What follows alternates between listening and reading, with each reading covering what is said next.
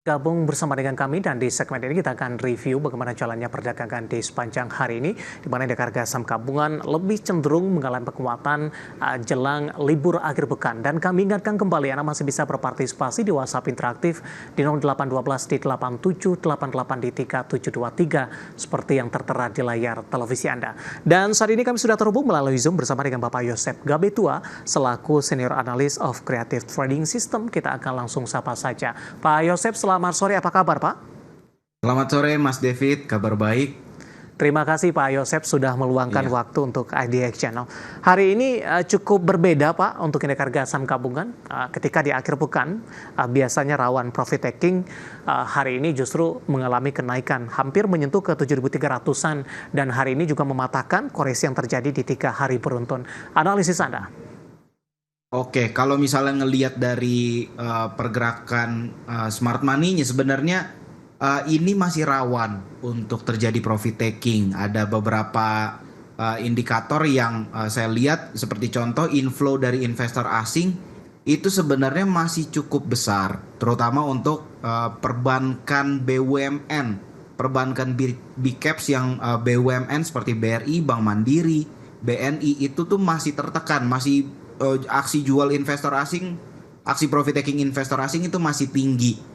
Tapi kalau misalnya di sisi perbankan swasta yang satu lagi itu BCA itu sudah cukup besar. Jadi kalau misal kita lihat sepanjang minggu ini aja total inflow asing di BCA itu udah 774 miliar. Kayak gitu, ini cukup kontras dengan 3 perbankan BUMN. Jadi ya menurut saya ISG masih rentan tertekan, masih rentan terjadi profit taking. Kalau misalnya memang ada cash segar, biasanya di awal bulan tuh ada cash segar baru. Wait and see dulu aja sampai kita ngelihat bahwa benar ada inflow dari investor asing, terutama untuk saham-saham yang memang selama ini pergerakan harga sahamnya didominasi sama investor asing. Baik, untuk pekan depan arahnya kemana Pak Yosep ketika tadi Anda katakan posisi indeks harga saham gabungan masih belum aman sebenarnya, masih ada potensi untuk mengalami koreksi kembali? Iya, sebenarnya ya seperti tadi saya sampaikan masih ada potensi untuk terjadi profit taking, tapi untuk beberapa saham seperti contoh BCA atau misalnya contoh ini yang lebih menarik. Maksudnya menurut Pak saya, Yosep arah ISG akan kemana untuk minggu depan dengan ada iya, potensi menurut profit saya taking itu? masih cenderung akan terjadi profit taking, kayak gitu masih akan koreksi. Jadi yang bisa diperhatikan mungkin saham-saham yang udah diborong asing aja, misalnya contoh BCA, Aman Mineral itu bisa diperhatikan. Dari sisi support dan resisten teknikalnya akan kemana Pak untuk ISG? Kalau untuk ISG, kalau misalnya kita pakai skenario optimis nih ya, ini mungkin support yang bisa diperhatikan itu di 7.200 kayak gitu. Ini Oke. dengan catatan bahwa inflow investor asing ini akan cukup besar hari ini karena hari ini kan kita ngelihat pergerakan beberapa perbankan juga ini ya seperti BRI ini jadi penopang utama ISG nih hari ini kayak gitu. Jadi kalau misalnya mereka ternyata beneran diborong sama investor asing, pakai skenario optimis mungkin pekan depan bisa tembus 7.300 kayak gitu. Cuman kalau ngelihat dari beberapa hari terakhir mungkin ya supportnya itu ya tetap di 7.200-an, di 7.200 lah supportnya, tapi target profitnya ya mungkin cuman 7.300 kecil lah kayak Ya. gitu.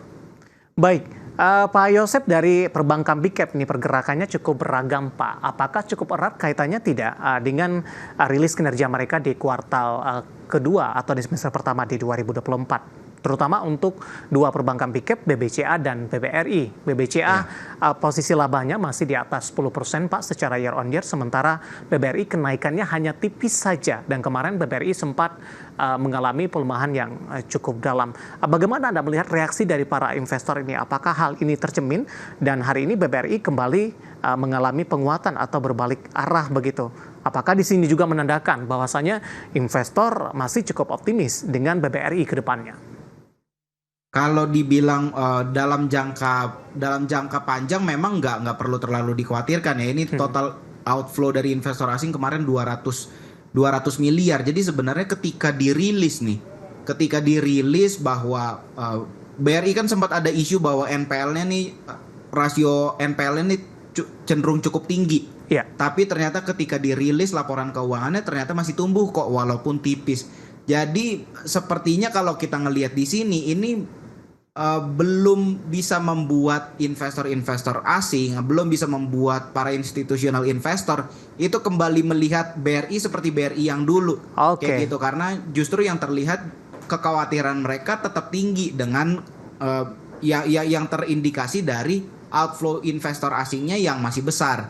Kayak gitu. Jadi menurut saya ketika dirilis laporan keuangan pun sebenarnya yang mereka lakukan justru malah jualan. Iya. Kayak gitu. Untuk ke depan kemana arah BBRI Pak? Support dan resistennya penutupan hari ini 4760 menguat di 1,28% di kisaran tersebut.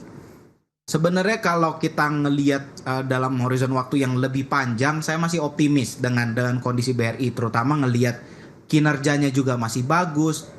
Ya dengan catatan bahwa kinerja BRI akan terus seperti ini ya, dan bahkan terus membaik. Saya masih optimis. Cuman kan balik lagi yang menggerakkan harga saham itu adalah transaksi yang dilakukan di market, bukan di perbankannya, di bisnis perbankannya. Bukan itu yang menggerakkan harga saham, tapi optimisme yang akhirnya menggiring, yang membawa uang-uang tersebut dibawa ke dibawa ke market, ke BRI. Ketika dihajar kanan, ketika optimismenya tinggi, mereka melakukan hajar kanan, akhirnya harga saham BRI bisa naik. Jadi kalau arah teknikalnya Pak Yosep untuk BBRI Pak? Kalau misalnya secara teknikal sih saya mungkin support yang bisa diperhatikan tuh di 4.600 lah. Kayak gitu, ini bisa diperhatikan dengan target profit, dengan target yang terdekat ya 5.000, itu yang paling dekat. Kita langsung ke BBCA Pak. Daya tahannya masih cukup tangguh sampai sejauh ini, meskipun penguatan sudah terbatas, tapi resisten 10.400 sudah dicapai intraday di sepanjang perdagangan hari ini. Analisis Anda untuk BBCA, support dan resistennya dan juga rekomendasinya. Kalau untuk BCA sebenarnya saya masih sangat optimis dengan posisi seperti ini. Memang bukan untuk dibeli sekarang ya, bisa dalam kondisi buy on weakness lah. Kalau misalnya supportnya yang bisa diperhatikan tuh di 10.000 itu mungkin level psikologis juga, supportnya juga itu bisa diperhatikan di level 10.000 sampai ya kalau misalnya inflow-nya masih besar ya, beli di 10.000 dengan target profit ya di level all time high lagi lah kayak gitu. Di level berapa itu Pak? 10.400 all time high-nya kan? Iya, intraday hari ini sudah menyentuh itu Pak Yosep. Iya, ini dengan saya nggak bisa ngasih gambaran kalau misalnya dia jauh lebih tinggi kan, maksudnya saya belum menyentuh di atas level tersebut. Baik, 10.325 menguat di 0,24%, intraday hari ini di Rp10.400 per sahamnya. Dari perbankan big cap Pak Yosep, saham-saham big cap lainnya yang hari ini ikut menjadi penopang juga, ada Aman Mineral Pak, atau dengan kode saham AMMN ini, hari ini menguat di 1,08%. Saya juga sempat riset tadi, ternyata penguatan ini juga ditopang oleh kinerja dari Aman. Pertumbuhan dari posisi laba bersihnya di semester pertama di 2024 ini mencapai 300% Pak. Apakah ini memang juga menjadi salah satu indikator Aman menguat hari ini? Kemudian rekomendasi dan analisis teknikalnya untuk Aman. Kalau untuk Aman Mineral ini saya sebenarnya masih cukup optimis. Ini benar nih, laba Aman Mineral tuh naik 300%.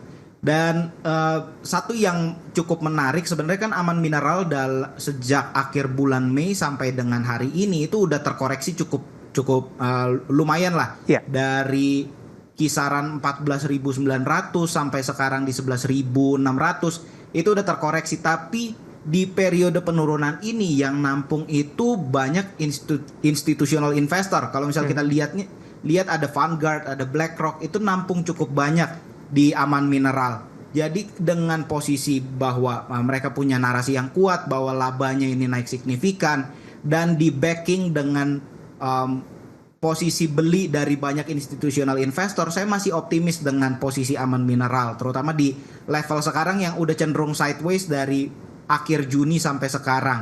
Jadi mungkin kalau supportnya yang bisa diperhatikan itu di level 11.000 itu ada di saham pilihan saya juga kalau nggak salah, Iya. Aman Mineral. Sebentar, ini ada ininya sih di 10.800 dengan target di 14.000. Baik. Itu target sampai kapan Pak Yosep? 14 ribuan proyeksinya?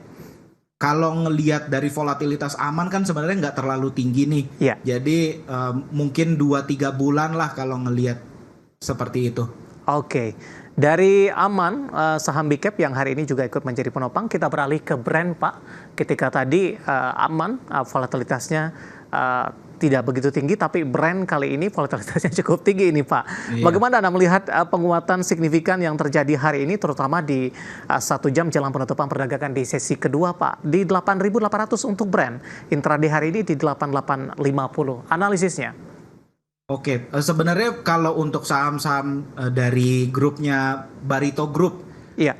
ini agak membingungkan kalau misalnya kita menganalisa transaksinya. Mereka sektornya beda-beda, tapi pergerakannya itu mirip. Mereka bergerak dengan wave yang sama. Jadi ketika satu naik, biasanya semuanya naik. Satu turun, semuanya turun. Kayak gitu.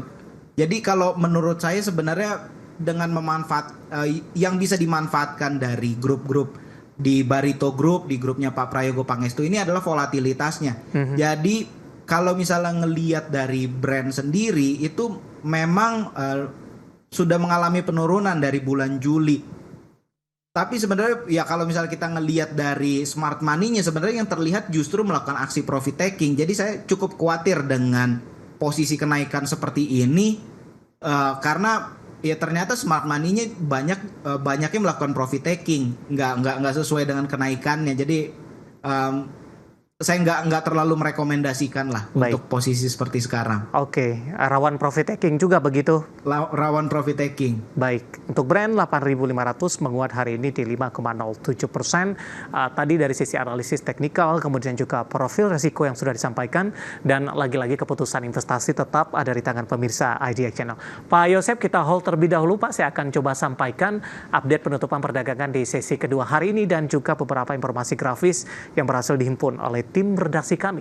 Dan pemirsa indeks harga saham gabungan masih ditutup atau masih bergerak di zona hijau dan sudah ditutup di sesi kedua dengan mengalami penguatan di 0,66% dan ditutup di level 7.288.167. Level tertinggi hari ini di 7.298.956.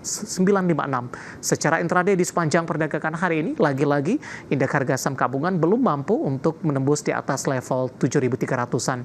Dapat Anda saksikan grafis di layar televisi Anda pemirsa posisi penutupan update beberapa indeks lainnya seperti MNC 36 menguat di 0,44%, Jakarta Islamic Index menguat di 0,63%. LQ45 menguat di 0,46% pemirsa di 920.386. Selanjutnya kita beralih ke rotasi pergerakan sektoral. Ada energi memimpin penguatan di 1,31%, transportasi dan logistik menguat di 1,07%, teknologi melemah di 0,65% dan kesehatan tertekan di 0,33%. Dapat Anda saksikan grafis di layar televisi Anda pemirsa, rotasi pergerakan sektoral. Kita beralih ke grafis selanjutnya, saham-saham yang hari ini mengalami penguatan signifikan yang masuk ke dalam deretan top gainers. Dari perbankan Big Cap ada BBRI menguat ke 4760 setelah sehari sebelumnya mengalami koreksi yang cukup dalam. Astra International masih melaju dan sudah di 4.600-an. Kemudian juga ada MSCA menguat ke 342 dan Brand tadi pun juga sempat kita ulas menguat ke 8.800. Selanjutnya posisi saham-saham yang hari ini mengalami tekanan yang cukup dalam. BSBK tertekan ke 72, SMIL melemah ke 292, Goto tertekan kembali ke Rp53 per saham dan Bull ditutup melemah di Rp125 per sahamnya. Dapat Anda saksikan grafis selanjutnya di layar televisi Anda pemirsa, saham-saham yang hari ini mengalami pelemahan yang cukup dalam yang masuk ke dalam deretan top loser. Itu dia updatean penutupan perdagangan di sesi kedua dan semoga bisa menjadi salah satu referensi untuk Anda. Kita akan jeda kembali dan tetap di tempat Anda karena setelah ini kita akan coba lihat saham-saham pilihan apa saja yang direkomendasikan dan pemirsa kami akan segera kembali.